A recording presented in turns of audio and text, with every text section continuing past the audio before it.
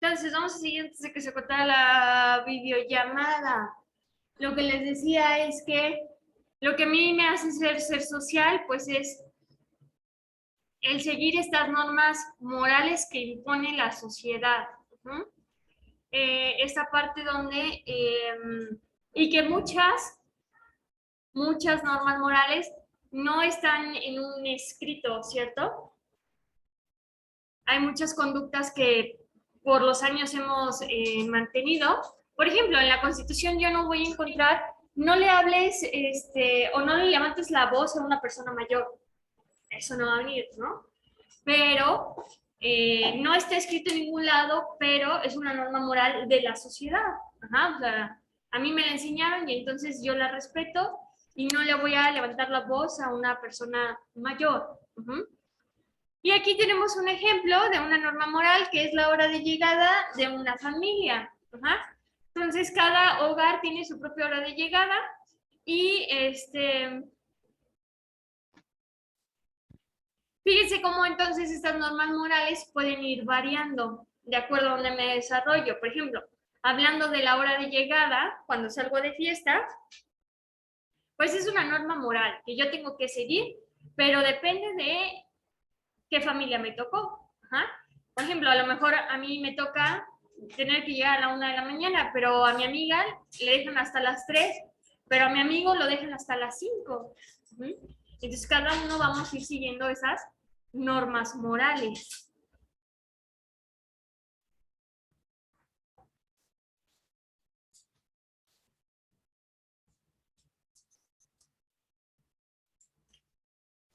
Dentro de ser un ser ético, vamos a encontrar que además de seguir normas morales que van dictando un poco mi comportamiento y entender que la norma moral me va a ir diciendo qué es lo correcto y qué es lo incorrecto. También nosotros nos guiamos o vamos teniendo una jerarquía de valores. Entonces, cuando hablamos de jerarquía, ¿qué significa la palabra jerarquía? Pues un orden, ¿cierto? Y que el orden sí importa. Sí importa qué va primero, qué va segundo y qué va tercero. Básicamente esta jerarquía de valores es la prioridad o importancia que le doy a algo en mi vida. Entonces, todos aquí tenemos o poseemos diferentes bienes. Entonces es, ¿a qué le doy más importancia? Ahí, vámonos con un ejemplo. Un padre de familia. Supongamos que este padre de familia pues le va bien en el trabajo, ¿no? Entonces le va muy bien en el trabajo, que a lo mejor y no requiere de hacer las horas extra, porque con su jornada laboral de 8 horas, pues ya le va muy bien económicamente. Y a lo mejor su jefe le dice un día o varios días a la semana de que, oye, quédate otras 3 horas. Entonces, esta persona va a tener que hacer una jerarquía de valores, ver qué pongo por encima de qué. ¿Qué está en juego ahorita? Pues pasar tiempo con mi familia o el dinero. ¿A qué le doy más importancia yo? ¿Al dinero o a pasar tiempo con mi familia? Y ojo aquí, la jerarquía de valores es distinta para cada uno de nosotros. Ninguna respuesta es correcta. Obviamente, somos seres que juzgamos y a lo mejor hay alguien aquí que dice, pues, la verdad yo me voy por el dinero. Y habrá gente que en su cabeza diga, ¿cómo crees que va a preferir el dinero por encima del tiempo con su familia? Pero así que la respuesta no es, o sea, ninguna es correcta. Si yo le quiero dar más peso al dinero en mi vida, es igual de correcto que darle más peso a tu familia. O sea, tú decides. Tu vida, tú decides qué pones sobre qué. Y entonces, pues tenemos aquí una situación. Imagínense que ustedes amanecen enfermos cualquier día de la semana y ustedes saben, ok, si falto al trabajo, ese día me lo descuentan. Y entonces es tomar la decisión, ¿trabajo o cuido mi salud? Entonces es poner el dinero y la salud. Nuevamente, no hay respuesta correcta. Si ustedes dicen, híjole, pues me empastillo y así me voy a trabajar, o ¿sabes qué? Si me quedo a descansar en mi casa y no importa que pierda pues, ese dinero ese día. O sea, cualquiera de las dos es correcta. Pero para que ustedes vayan viendo, ¿qué pondría yo? Que eso lo hacemos inconscientemente, ¿cierto? O sea, yo voy tomando las decisiones y a lo mejor ni siquiera yo me estoy dando cuenta que estoy poniendo por encima el dinero que mi salud, o que estoy poniendo por encima la salud que el dinero.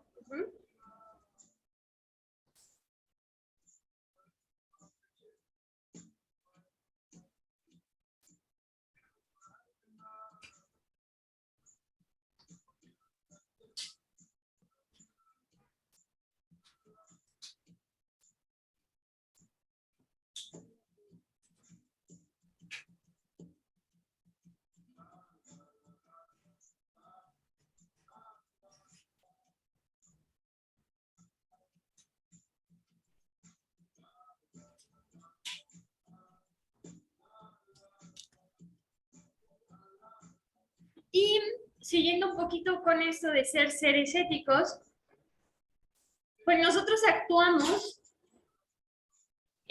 sobre dos líneas. Ajá. La línea de la heteronomía y la línea de la autonomía. Entonces, para saber cuándo actúo con autonomía y cuándo actúo con heteronomía, siendo yo un ser ético, pues hay que saber qué es autonomía y qué es heteronomía. Entonces, básicamente la autonomía es cuando mi toma de decisión, cuando yo tomo una decisión, la tomo con base a mi libertad. ¿Ah? Aquí nos dice, eh, con mi independencia y mi capacidad de autogobierno. ¿Ah? Yo soy consciente que la decisión que estoy tomando lo estoy haciendo a partir de mi libertad. ¿Ah? De decir, porque yo quiero, sí lo hago, o porque yo no quiero, no lo hago. Y la heteronomía es cuando, como estoy sujeto a un poder externo que es la sociedad, pues entonces a partir de eso tomo la decisión. Que muchas veces se da, ¿no? Voy a salir de fiesta y yo ya había dicho que no voy a tomar. Y entonces veo que todos mis amigos están tomando y me dicen, ay, ¿qué es una?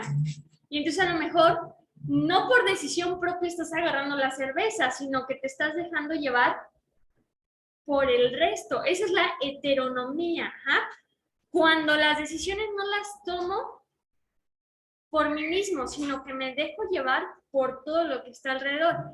Y muchas de las decisiones que tomamos en nuestra vida cotidiana las tomamos por heteronomía, ¿cierto? Por ejemplo, nosotros las mujeres, ¿qué más quisiéramos ahorita andar de short o de falda, ¿cierto? ¿Y por qué no lo hacemos? Pues porque en la calle no se puede, ¿verdad? Y luego andamos en camión y entonces, la decisión no es, porque si fuera por mí, yo me pondría una falda o un vestido, pero como sé que voy a andar caminando en el centro, pues tomo la decisión por lo que hay alrededor. ¿No?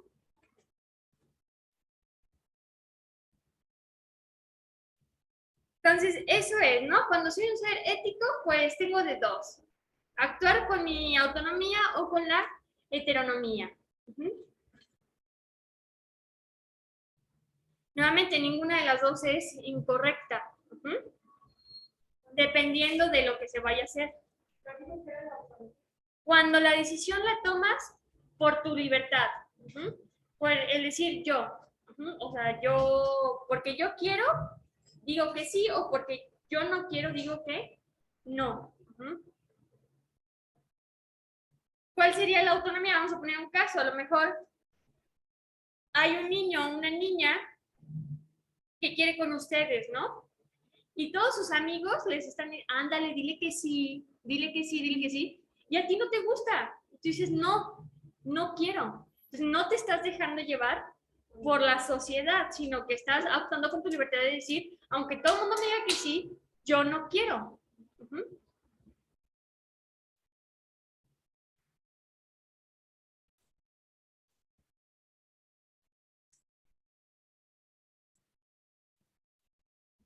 Y dentro de una sociedad, que creo que ya estamos a nada de acabar con la sociedad, vamos a tener lo que representa un cambio social.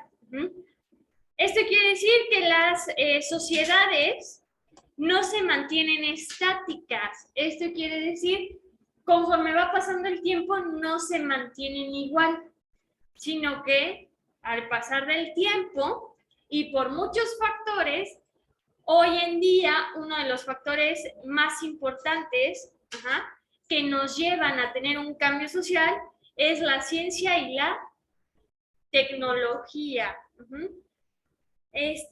Pues no se mantiene estática, no se mantiene igual, entonces vamos teniendo diferentes cambios alrededor de la sociedad y pues básicamente un cambio social pues es este mecanismo de transformación, donde esta transformación lo que va a ocurrir es que de un comportamiento paso a otro comportamiento.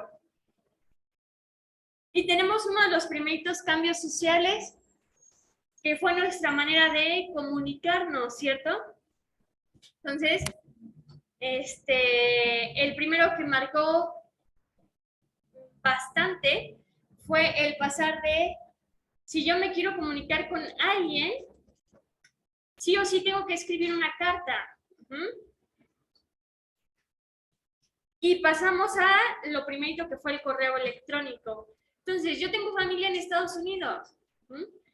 Pues tenía de dos, ¿no? O por teléfono o les escribía una carta. Y antes yo no que la comunicación al extranjero era carísima. Entonces a lo mejor decías, pues no importa que le tarden en llegar 2 semanas la carta, porque si le marco, le va a salir carísimo hablar 3 minutos con él o 4 minutos con esa persona, ¿no? Entonces le escribo una carta y pues que me regrese la carta. Y entonces ya con el correo electrónico, pues súper fácil, ¿no? En cuestión de segundos, la persona recibe el correo electrónico y mientras tuviera acceso a internet me podría contestar en segundos. Y, por ejemplo, cuando aparece el correo electrónico, ¿qué sucede con el teléfono? Empieza a caer, entonces sus precios empiezan a bajar y por eso hoy en día hablar a larga distancia me sale igual que hablar con la vecina. ¿Por qué? Porque el teléfono ya sabe que tiene más competencia y que si sigue cobrando súper caro, pues la gente va a empezar a dejar de consumir el teléfono y mejor me quedo con WhatsApp porque súper barato y me comunico a donde yo quiera. Y tenemos uno de los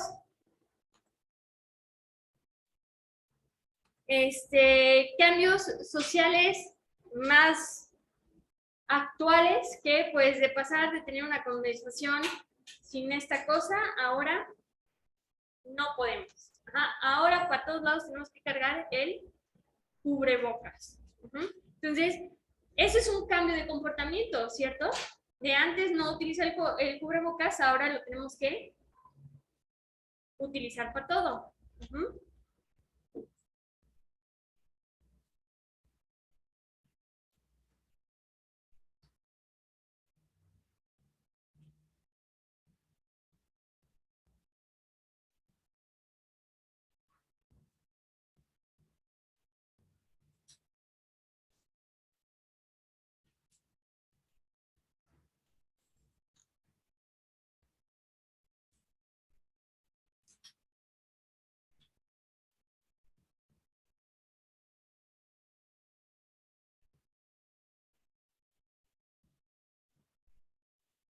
Y vamos viendo.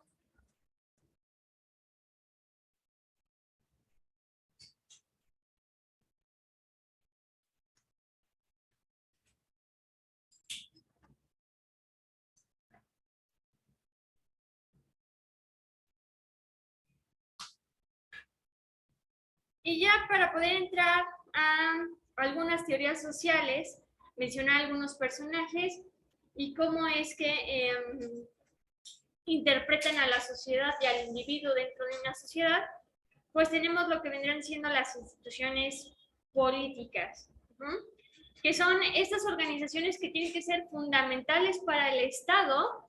Mencionando algunas, pues tenemos al gobierno. O sea, se dice que el gobierno es fundamental para el Estado. Si hablamos de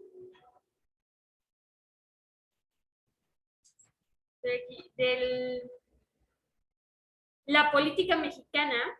¿Mm? Casi siempre nosotros interpretamos que la política mexicana pues es el mero gobierno, ¿cierto? Pero la política mexicana son varios elementos, no solamente es el gobierno, porque el gobierno no puede existir sin una sociedad, ¿cierto? Porque si no, entonces, ¿a quién le aplica las normas el gobierno? Entonces tenemos que un estado lo conforman un montón de cosas, desde la parte del territorio, las personas que lo habitan. Entonces necesitamos un gobierno para que exista, o una política para que existan leyes. También necesitamos una economía, ¿cierto? Necesito educación, necesito salud, necesito industria. Entonces son todas esas organizaciones que son fundamentales para un Estado. Y nos dice aquí que estas instituciones políticas pues nos van a regular nuestra vida política y que van a influir sobre nuestras ideas políticas.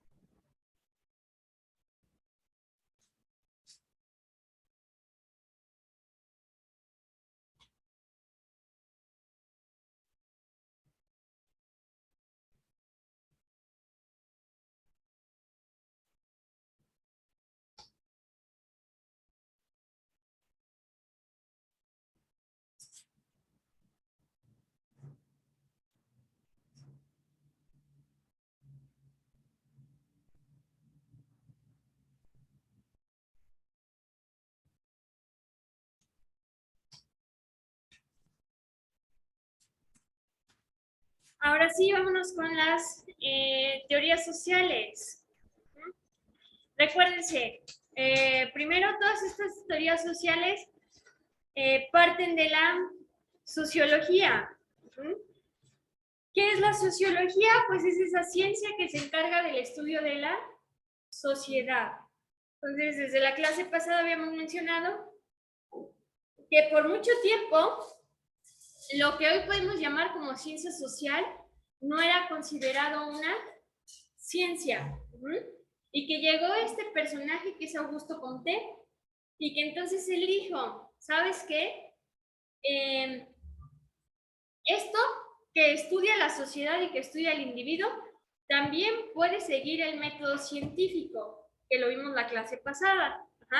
Y que yo les mencionaba que en la actualidad mucha gente que está dentro del ambiente científico y tecnológico parten de una premisa de que el conocimiento que no proviene mediante el método científico, mediante la ciencia, no se puede considerar como conocimiento certero o verdadero. ¿Cuál puede ser un ejemplo? Por ejemplo, la lectura del tarot.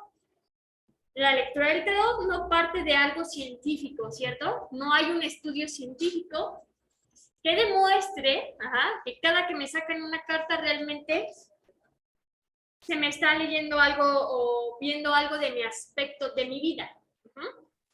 Entonces, eso, mucha gente no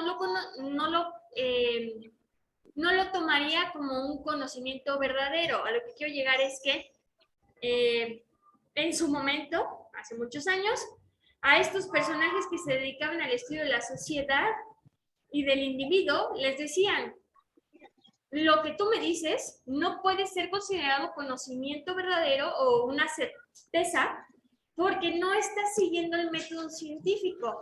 Y entonces el conocimiento que se considera como verdadero, como verdad absoluta, viene del método científico.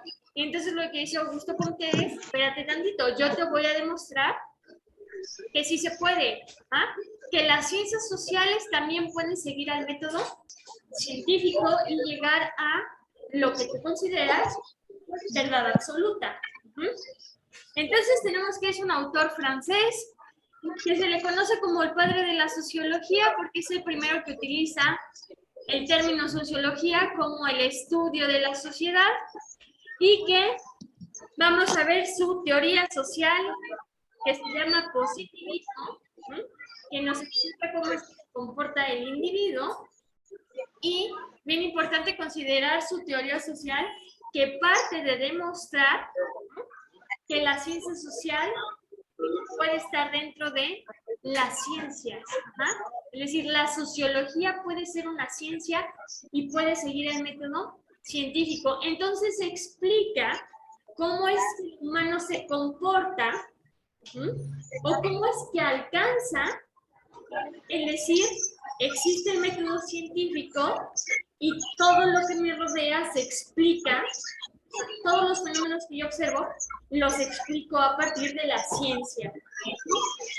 Y dentro de su positivismo propone la ley de los 3 estadios. Entonces, según Augusto Comte, el ser humano pasa por 3 estadios hasta llegar al último, que lo describe como el positivo, que es cuando nosotros ya somos conscientes de que existe la ciencia, existen un montón de leyes y de principios que me explican todo lo que sucede a mi alrededor. Pero para eso, primero hay que pasar por otros 2 estadios. Vamos a empezar con el primer estadio, que es el estadio teológico. Entonces, bien importante. Anteriormente, como lo describe Augusto Comte, por mucho tiempo el ser humano se quedaba en este estadio. Esto quiere decir, no pasaba ni al segundo ni al tercero. Y me dice que desde el origen del hombre hasta la época feudal, que el hombre no podía pasar ni al segundo ni al tercero. Vamos viendo qué es el estado teológico. Pues actualmente se describe como nuestra etapa infantil, cuando somos niños y todo lo explicamos o todo nos lo explican a partir de un ser divino. En este caso, pues si la mayoría crecimos en un lugar católico, pues es Dios. Ajá. Y entonces tú preguntabas, oye mamá, ¿por qué llueve? Ah, porque Diosito está enojado o está triste, ¿cierto? Si está lloviendo está triste y si empieza a relampaguear ya se enojó. Diosito se enojó. Entonces todo nos lo explican a partir de un ser divino, de alguien superior a nosotros. Entonces nosotros explicábamos todo, y les digo, desde que surge el hombre o aparece el hombre en la tierra hasta la época feudal, que si no mal no recuerdo en mis clases de historia, el feudalismo es cuando, no recuerdo bien la época, pero cuando el gobierno era como dueño de las propiedades y cobraba mensualmente, eso, según yo eso es feudal, que pues cada determinado tiempo iban y te cobraban, que creo que todavía era un poco pues, cuando no éramos, todavía no nos independizamos, que los españoles ya se habían regresado, pero aquí nos dejaron a su gobernante, bueno, a un gobernante, y entonces pues los españoles venían a cobrar por nuestro propio territorio. Según yo, eso es el feudalismo. Tal vez me equivoqué, para que lo investiguen y la próxima clase me digan, no maestra, se equivocó. Entonces, desde esa época hasta el feudalismo, el hombre vivía de eso. Y podemos decir que tiene un poco de lógica, ¿no? O sea, todavía en la conquista, lo que se veía y como se explicaba todo era por la religión. Entonces, todo lo explicaban a través de la religión. Religión que fuera. En este caso nos tocó la católica y pues sabemos que Dios, ¿no? Entonces, Dios creó todo, Dios hizo esto, Dios aquello.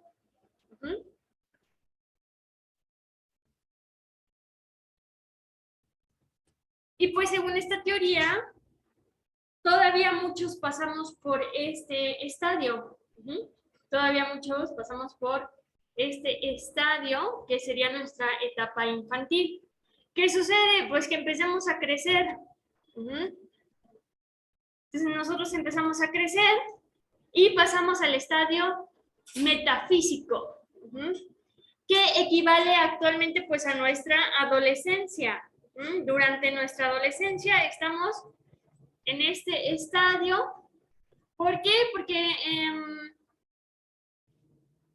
nos empezamos a cuestionar sobre la verdadera existencia de un Dios, o bueno, no sé si sea su caso, pero yo sí en la adolescencia, yo sí me preguntaba, ¿y realmente existirá un Dios? Y empiezas a ver a lo mejor ya materias de física, matemáticas, química, biología, y dices, como que no estoy entendiendo porque acá la religión me dice que si evolucionamos es porque Dios quiere, y acá la biología me está explicando otra cosa completamente distinta sobre la evolución. Entonces, ¿qué realmente está pasando? Y entonces aquí es donde todo lo empezamos a explicar a partir de la naturaleza. Ajá. O sea, no conozco bien el principio o la ley que hay detrás de eso, pero dices, es que es la naturaleza. O sea, a lo mejor yo en secundaria yo no entendía bien la teoría de la evolución. O sea, yo no entendía bien por qué hemos evolucionado y hoy estamos como estamos, ¿no? Porque muchas especies han desaparecido y evolucionaron. ¿Ah? Porque a lo mejor antes X animal era de más tamaño y ahora es más pequeñito. Y entonces yo decía, por naturaleza. O sea, por la naturaleza es que eso pasa. ¿No? La naturaleza es quien hace que suceda todo. Ajá. A lo mejor antes yo no entendía por qué un terremoto. Y si es que la naturaleza sí lo quiere. Entonces pasamos de creer que todo sucede por un Dios a que todo sucede por la naturaleza. Y bien importante, Augusto Comte dice que este estadio, el metafísico, es simplemente un paso para llegar al que debemos alcanzar. O sea, que simplemente es ese escaloncito que necesito subir para poder alcanzar las galletas. Ajá. Y nos dice aquí que abarca desde el Renacimiento hasta la llegada de la Revolución Francesa.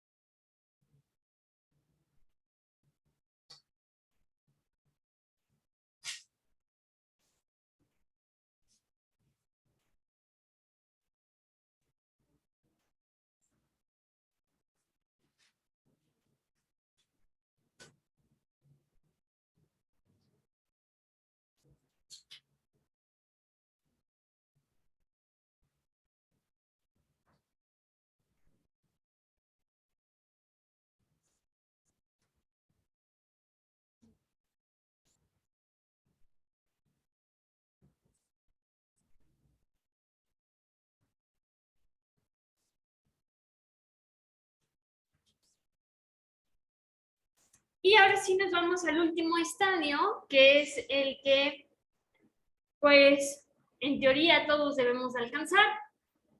Y pues es el estadio que él llama positivo. Por eso su teoría se llama positivismo. Y entonces, básicamente, hoy en la actualidad equivale a nuestra edad adulta. Y pues es cuando, como individuos, nosotros conocemos la existencia de las ciencias y conforme estudiamos a las ciencias me empiezo a dar cuenta que hay un montón de leyes y de principios, teorías, que me explican el porqué de todas las cosas. Y entonces ahora sí yo sé que, pues, la evolución de las especies, pues no es porque la naturaleza sí lo quiera, sino porque hay principios que postuló un científico donde explica qué es lo que tiene que suceder para que una especie evolucione. Y cuando hablamos de evolución, pues es que cambie ciertas características físicas para adaptarse al medio en el que vive. Donde entonces empiezo a conocer la física y entonces empiezo a ver las leyes de Newton, las leyes de movimiento, y entonces ahora sé explicar un montón de cosas que suceden a mi alrededor. empiezo a ver la química y entonces empiezo a entender un montón de cosas que suceden a mí alrededor. Ajá. Entonces es cuando nosotros llegamos a este punto donde somos conscientes de que la ciencia existe, de que dentro de la ciencia hay un montón de leyes y principios y teorías que me explican todo lo que sucede a mí alrededor.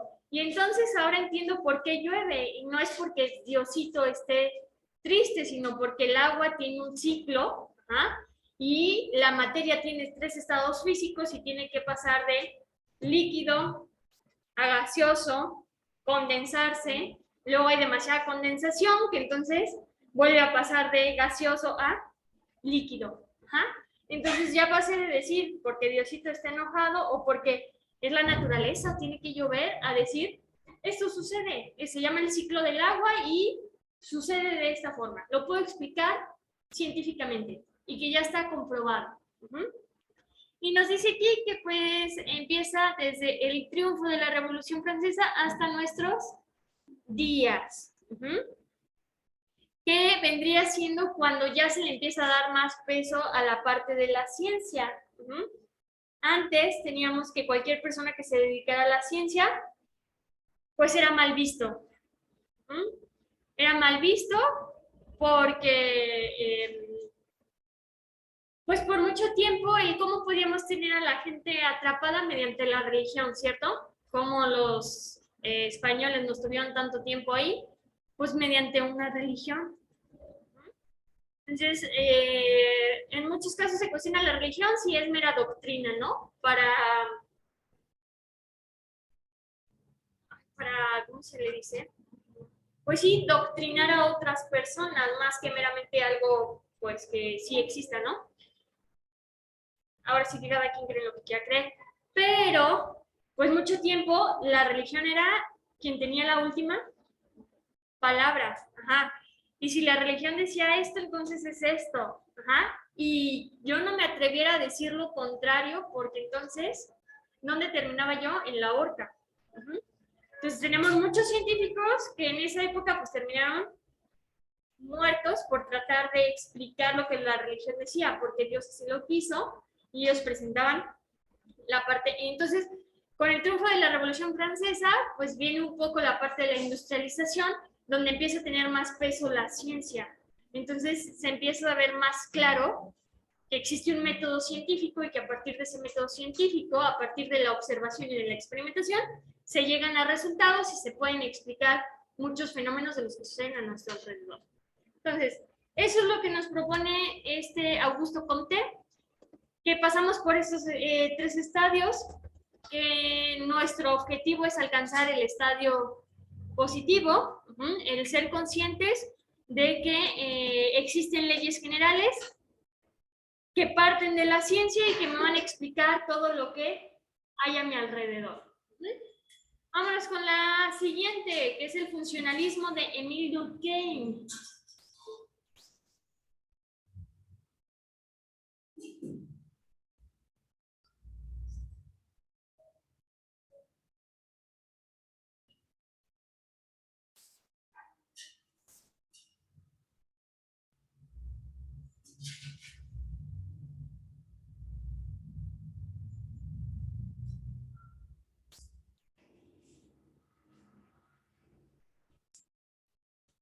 ¿Qué nos propone el funcionalismo de Émile Durkheim? Bueno, primero vamos a ver quién es Émile Durkheim. Nos dice aquí que es un sociólogo francés que analiza las fuerzas sociales, sus causas y efectos, y para así, de manera científica, poder explicar la conducta de los individuos.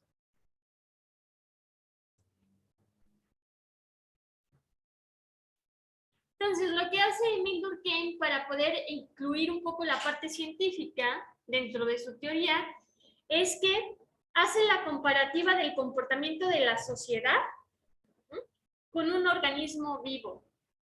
¿Qué es un organismo vivo? Nosotros somos un organismo vivo, el perro es un organismo vivo, la planta es un organismo vivo, el pájaro, la abeja, son organismos vivos. Entonces, lo que hace es que estudia a la sociedad al conjunto de personas, lo compara con un organismo vivo.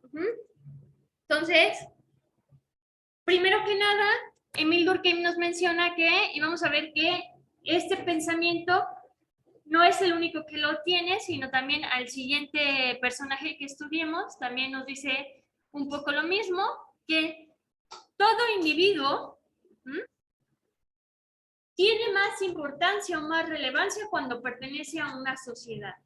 Esto quiere decir que si yo soy un ser no social y vivo aislado y no me relaciono, para Emil Durkheim y su funcionalismo es tú tienes menos importancia que aquel que sí se desenvuelve dentro de una sociedad.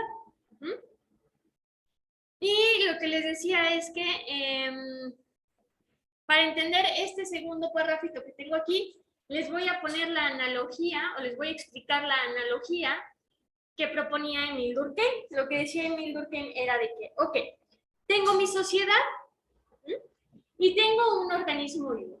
Y estos dos se comportan de igual forma. Lo que él analizó es que dijo, para que el organismo vivo esté al 100, todas sus partes tienen que funcionar bien, al 100. Es decir, si a una persona le duele el estómago, pues no va a estar al 100. O si una persona empieza a tener problemas de riñón y pierde un riñón, no va a estar al 100. Lo mismo con la sociedad. Para que una sociedad funcione bien, todas sus partes y todas sus instituciones tienen que estar al 100. Si no, entonces la sociedad no va a funcionar al 100. Es decir, fíjate, la sociedad está todo súper bien, pero el sector salud está dañado, entonces ya con eso todo deja de funcionar al 100. Entonces aquí nos dice que